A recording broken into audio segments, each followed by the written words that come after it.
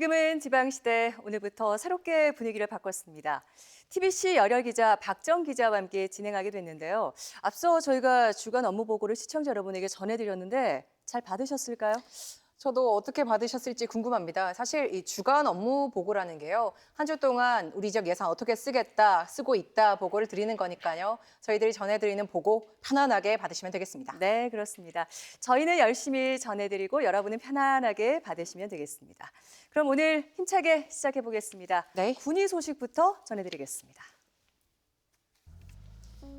네, 오늘 첫 소식은 경상북도 첫 모내기 소식입니다. 벌써 모내기를 했군요. 그렇습니다. 지난달 20일이죠. 군이 우보면에서 올해 풍년을 기원하는 첫 모내기가 있었습니다. 두복리 이원교 농가에서 시작해 1헥타르 면적의 벼를 심었는데요. 그 벼 이름이 해담벼입니다. 해담벼요. 처음 들어봅니다. 그렇죠. 저도 처음 들어봤어요. 그래서 공부를 좀 해봤더니요. 이게 농촌진흥청에서 키운 조생종 벼인데 쌀알이 맑고 투명한 데다가 밥맛도 아주 끝내주는 고품질 품종이라네요. 아, 그렇군요. 5월이면 본격적인 모내기철인데 군위에서 이런 고품질 쌀 생산을 위해서 노력도 많이 하고 있네요. 네, 맞습니다. 벼 못자리용 상토와 육묘 상자를 공급하고요. 또 육묘상 처리제도 지원하고 있어요. 드론을 활용해서 병해충 공동 방제도 하고 있고요. 무엇보다 올해는요, 자연재해나 병해충 폐 없이 우리 지역 농가 모두 풍년, 대풍을 기원합니다.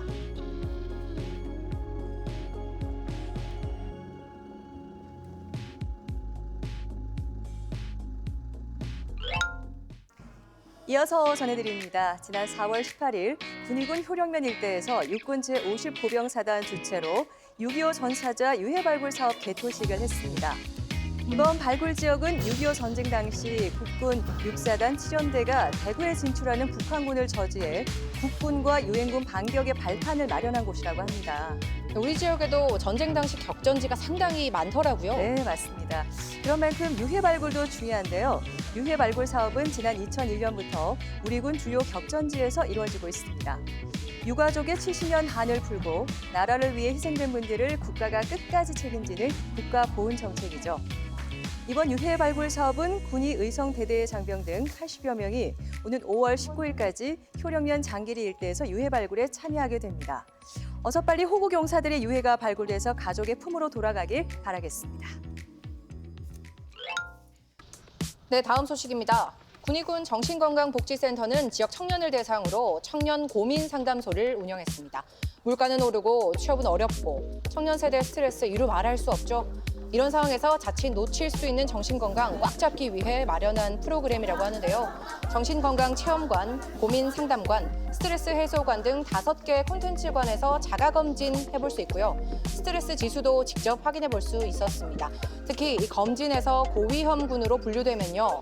사후 모니터링을 통해 꼼꼼하게 관리해주고요. 스트레스 지수를 측정한 후에는 부정적인 감정과 고민 써보기, 샌드백 치기, 호흡법 배워보는 등 간단하게 스트레스를 푸는 연습도 했다고 하네요. 네, 군위 지역 청년들이 좀 많이 참여하면 좋겠네요. 이런 프로그램이 항상 있는 건 아니죠? 네, 올해는 5, 6, 9월 또 10월 이렇게 4차례 더 운영할 예정이라고 하니까요. 지역 청년들이 적극적으로 활용해보면 좋겠습니다. 군위 소식 전해드렸습니다. 벌써 모내기를 시작했네요. 네, 저도 이 학생 때 농활이라고 하죠. 네. 농촌 체험 활동을 했었는데 그래서 이 소식을 전해드리면서 계속 속으로 파이팅 외쳤던 것 같습니다. 네, 정말 농활 학창 시절의 좋은 추억인데 올 한 해 풍년이 되기를 저희도 기원하겠습니다. 이번에는 우리 지역의 이슈나 화제 인물을 스튜디오에서 직접 만나는 초대석 순서입니다. 오늘 어떤 분이 나오시나요? 궁금하시죠? 네. 경북이 귀농귀촌 1번지라고 하잖아요. 그래서 오늘은 군위로 귀농하셔서 아주 멋진 삶을 살고 계신 분을 모셨습니다. 빨리 만나보고 싶어요. 네, 김정아 씨를 모셔서 자세한 얘기 들어보겠습니다. 어서 오세요. 네, 안녕하세요. 네, 반갑습니다.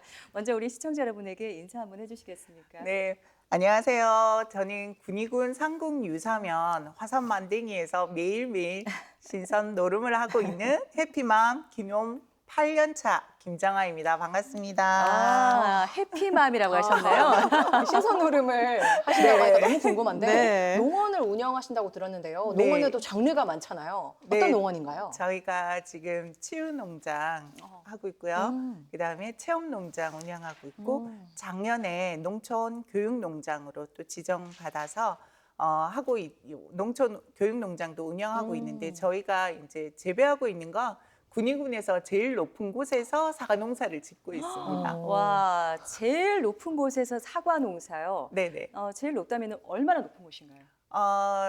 대구 앞산이 해발 658m 그 정도 정도 되죠. 예, 된다고 알고 있는데 네. 저희 마당이 네. 해발 730 정도 됩니다. 더 높네요. 산보다 높은데 네, 네, 뷰가 네. 어마어마할 것 같거든요. 네, 뷰는 뭐 엄청나죠. 예, 가봐야겠어요. 세상을 다 가진 듯한 그런 아. 뷰입니다. 네, 정말 온 세상이 내 발 아래 놓여 있는 듯한 그런 느낌이 들 것 맞아요. 같습니다. 네네. 네, 지금 화면으로 네. 나가고 있는데 지금 저곳이 맞나요? 네, 맞습니다. 저희 농장에서 찍은 곳이고요. 네, 구름이 예. 진짜 발 아래 있어요. 네네. 저기 지금 우무가 가득해서 네. 지금 저 산봉우리가 마치 섬처럼 이렇게 그러네요. 보이는 저 공간에서 매일매일 지내니까 아마 도끼 자루가 썩고 있을 것 같아요. 아니 대표님 저런 뷰를 독점하시면 세금 네. 좀 더 내셔도 될 것 같아요. 앞으로 더 내보려고요. 네, 정말 이 정도 높이면은 구름 네. 위에 사는 그런 느낌이 들 텐데, 네. 근데 어떻게 이렇게 귀농을 하게 되신 건지 너무 궁금해요. 네, 저희 부부가 남편이 사실은 건설회사 다니면서 전기 쪽 일을 하다 보니까 스트레스가 엄청났어요. 네. 네, 그래서 귀농을 하고 싶다고 얘기를 이제 하던 중에 해발 500m가 넘는 곳에서 살고 싶다. 그것도 이제 저랑 남편이 일치를 했고요. 네. 그래서 이제 가야산 쪽, 그다음에 덕유산 쪽, 그다음에 영월 이렇게 강원도 쪽하고 쭉 다니다가 저희 알아보고 있던 중에 남편이 해외 파견 근무를 쿠웨이트로 갔어요. 그러니까 고향이 그리우니까 이렇게 위성 사진으로 이렇게 이제 찾아보셨군요. 조회를 네. 고향을 군위군 딱 쳤는데 네. 500m가 높은 곳에 500m 높은 곳에 마을이 형성돼 있고 막 이러니까 너무 놀랬대요. 그래서 어머님이 그때 살아 계셨는데 어머님한테 전화를 드렸어요. 엄마 그 사람 사나? 하면서 이렇게 어머니께서 사투리가 나와가지고 아니요, 좋습니다. 괜찮습니다. 네, 어머니께서 야야 그 가봐라 벌 너르다 이렇게 말씀하신 거예요.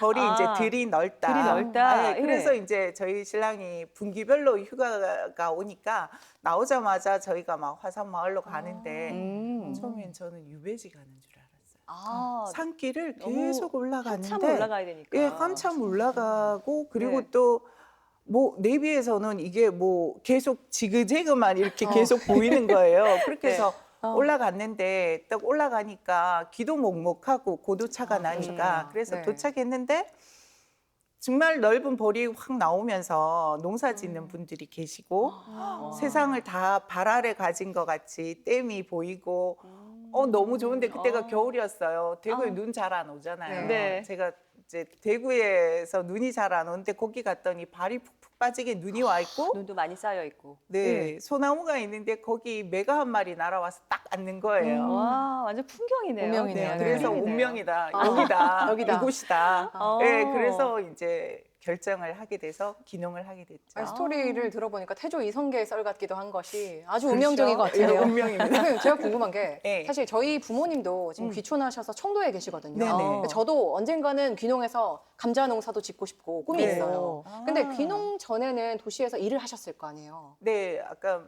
좀 전에 말씀드린 네. 것처럼 저희 남편은 건설회사의 전기 쪽에 일을 하셨고 저는 대구에서 초등, 중등, 고등, 대학교까지 졸업하고 대구은행에 9년 근무를 했었어요. 뭐 도시에서만 그렇구나. 계셨던 거네요. 네네, 네. 그 도시녀였어요.